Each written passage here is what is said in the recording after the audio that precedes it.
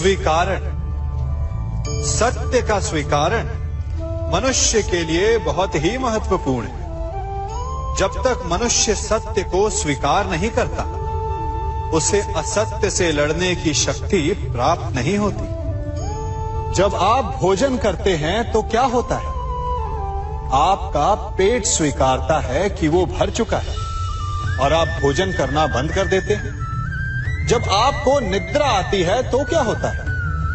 आपका मन स्वीकारता है कि आपका शरीर थक चुका है और उसे विश्राम की आवश्यकता है। उसी प्रकार जब आपको किसी व्यसन को रोकना हो तो आपको स्वीकारना पड़ता है कि बहुत हो चुका, चाहे वो लालच हो या मदिरापान।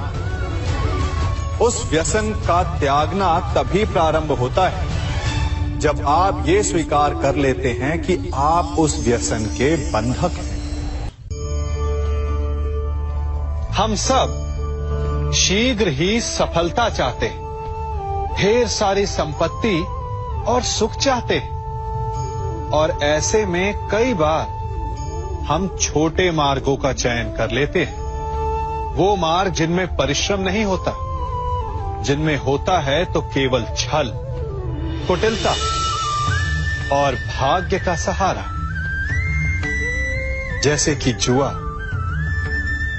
कोई जुए के खेल में धन लगाता है, कोई दांव लगाता है और ये भूल जाता है कि जुआ ऐसा दलदल है कि जिसमें एक बार गिरे तो सर्वनाश से पहले निकलना असंभव है।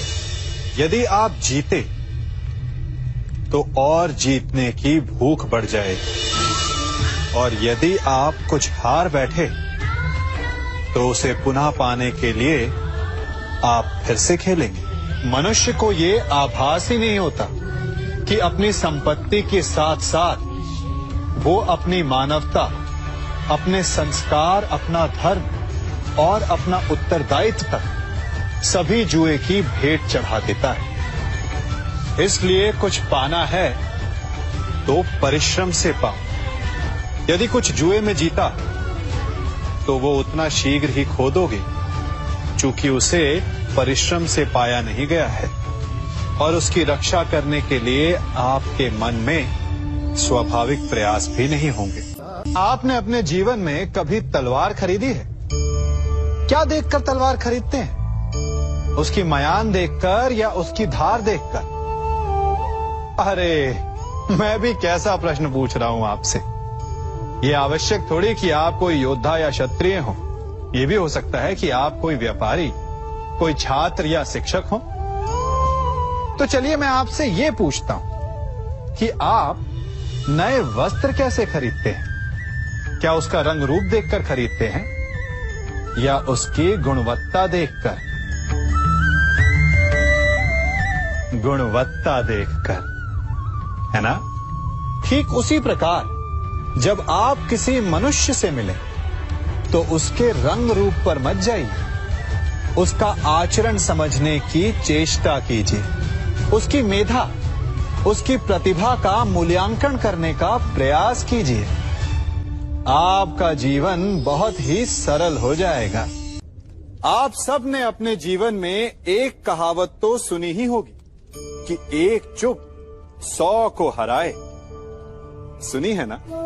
और इसीलिए कई बार हम जीवन में चुप रहते हैं, मौन रह जाते हैं, क्योंकि ये सत्य कि एक मूर्ख के लिए मौन रहने से अधिक श्रेयस्कर उत्तर और कुछ भी नहीं हो सकता। परंतु क्या जीवन में सदैव मौन रहना, सदैव चुप रहना क्या उचित होता है? नहीं। जहां पाप का बल बढ़ रहा, जहां छल हो रहा, वहां मौन रहने से अधिक गंभीर अपराध और कुछ नहीं हो सकता। मौन रहकर कदाचित आप समस्या से बच जाएं, परंतु आप संसार को समस्याओं में उलझा देते हैं। इतिहास साक्षी है कि पापियों के उद्दंडता ने संसार को इतनी हानि नहीं पहुंचाई जितना कि सज्जनों के मौन ने पहुंचाई। यदि कोई मूर्ख बोल रहा है तो मौन रहना उचित है, परंतु यदि कहीं अपराध हो रहा है, छल हो रहा है, तो उठिए और विरोध कीजिए, क्योंकि आप भले ही न से, परंतु आपकी आने वाली पीढ़ी इस पाप के दंड को अवश्य सहेगी। जीवन में सफल कौन नहीं होना चाहता? पद में, प्रतिष्ठा में आकाश जैसी ऊंचाई किसे नहीं चाहिए? स्थिरता में भूमि जैसी दृढ़ता किसे नहीं चाहिए? सभी को चाहिए। परंतु सफलता का पुष्प अपने साथ अहंकार का कांटा भी लाता है। सफलता आपको आनंद देती है, उपलब्धि आपको गर्व देती है, और फिर यही आनंद धीरे धीरे अहंकार में परिवर्तित हो जाता है, फिर अतिक्रमण में, और अंततः अन्याय में। और यही से सफलता का नाश प्रारंभ हो जाता है। यदि आप चाहते हैं कि आपकी सफलता लोगों की दृष्टि में सम्मान बनकर रहे, लोगों के मन में शूल बनकर नहीं,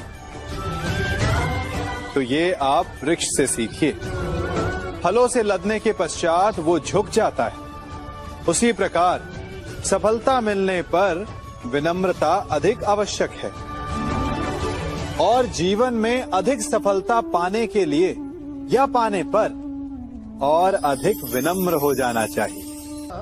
संसार का सबसे बड़ा पाप क्या है? असत्य बोलना, हत्या कर देना, चोरी करना, या किसी का अपमान करना। संसार का सबसे बड़ा पाप है किसी निर्बल को सताना, और संसार का सबसे बड़ा दंड भी उस निर्बल के मुख से निकली हाय है। आप देख रहे हैं मैं क्या कर रहा हूं? मैं लौह पिघला रहा हूं, और ये लौह पिघलता है इस चमड़ी की बनी धूनकी से निकली हवा से। तनिक सोचिए, एक मृत पशु की खाल से बनी धूनकी इतने कठोर लोहे को भस्म कर सकती। ठीक उसी प्रकार आप चाहे जितने भी शक्तिशाली क्यों ना हो, यदि आपने किसी निर्दोष, किसी निर्बल को सताया, तो उसके मन से निकली हाय और उसका श्राप आपके जीवन को भस्म कर सकता है। मनुष्य भी बड़ा विचित्र प्राणी है। अपनों से नीचे के स्तर के लोगों को वो हे दृष्टि से देखता है, उनका उपहास उड़ाता है, उनसे बार बार कहता है कि तुम्हारा कुछ नहीं हो सकता, तुम भविष्य में कुछ नहीं कर पाओगे। जब मनुष्य के पास धन, संपत्ति, मान होता है, तो वो दूसरों का आदर नहीं करता, परंतु वो एक बात भूल जाता है कि उससे भी अधिक शक्तिशाली कोई अस्तित्व में है, और वो है समय, काल। काल अपना चक्र कब बदलेगा ये कोई नहीं जानता। समय अपनी करवट कब लेगा ये कोई नहीं जानता। कोयला भी समय के साथ साथ हीरे में परिवर्तित हो जाता है। इसलिए जीवन में कभी भी किसी का भी उपहास नहीं उड़ाना चाहिए। कभी सोचा है हमारा जीवन भी उस रेत की घड़ी की भांति है?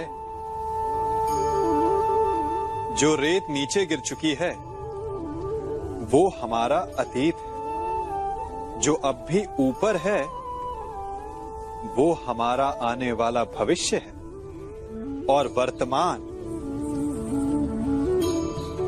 ये संकुचित स्थल है जहां से धीरे धीरे करके रेत गिर रही है। अर्थात हमारे पास जीने के लिए यही एक क्षण है। उसका उपयोग कैसे करना है ये हम पर निर्भर करता है। जो बीत गया उसका दुख मनाना है, या जो भविष्य में होने वाला है उसकी प्रतीक्षा में क्रोध करना है। सब कुछ करने के लिए यही एक क्षण है। प्रसन्न रहना है तो उसके लिए भी यही एक पल है। प्रतीक्षा करते रहोगे तो ये पल भी भूतकाल में बदल जाएगा। इसलिए आनंद के लिए, परोपकार के लिए प्रतीक्षा ना कीजिए।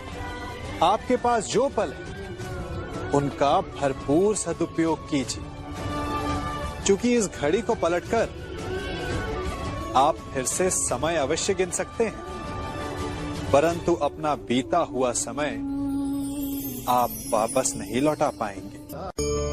हम सब अपनों की, अपने मित्रों की, परायों की सहायता करते हैं, परंतु हम सब के मन में एक व्यथा रह जाती है कि वो हमारा उपकार भूल गया, कि उसने हमें सम्मान नहीं दिया, कि समय पड़ने पर उसने हमारी सहायता नहीं की। होता है ना ऐसा? अब प्रश्न ये उठता है कि क्या हमें उपकार भुला देना चाहिए या नहीं? और उत्तर भी दो हैं, हां भी और ना भी। हमें दूसरों पर किए गए उपकार को भुला देना चाहिए, परंतु यदि किसी ने हम पर उपकार किया है तो उसे नहीं भुलाना चाहिए। यदि दूसरों पर किए उपकार भुला दिए तो अपेक्षा नहीं रहेगी। अपेक्षा नहीं रहेगी तो वो टूटेगी नहीं, मन कुंठित नहीं होगा, और स्वयं पर किए गए उपकार को स्मरण रखा तो उसे चुकाने के लिए सदा तत्पर रहेंगे, उपकार करने वाले के कृतज्ञ रहेंगे, तब भी मन प्रसन्न रहेगा। और यदि हम सभी ऐसा करने लगे तो सबके मन को संतोष रहे। प्रत्येक मनुष्य सफलता पाने के लिए कार्य करता है। कुछ सफल होते हैं, कुछ नहीं होते, और जो सफल नहीं होते वो सदा अपनी असफलता का कारण या तो अपनी परिस्थितियों को बताते हैं या अपने सहयोगियों को दोषी ठहराते हैं। परंतु क्या वास्तविकता में ऐसा ही होता है? क्या कोई परिस्थिति या कोई व्यक्ति किसी की असफलता का कारण बन सकते हैं? उत्तर हां भी है और ना भी। कैसे? आप इस तितली को देख रहे हैं? आपने एक मक्खी को भी देखा होगा। प्रकृति ने दोनों को समान गुण दिए हैं रस पान करने का। एक तितली फूलों पर जाकर उसका रस लेती और इस अवस्था में नए फूल खिलने की व्यवस्था भी करती है, और मक्खी घाव पर बैठती है, घाव को सड़ाती है और रोग भी फैलाती है। यदि इसमें किसी बात का अंतर है तो केवल सोच का।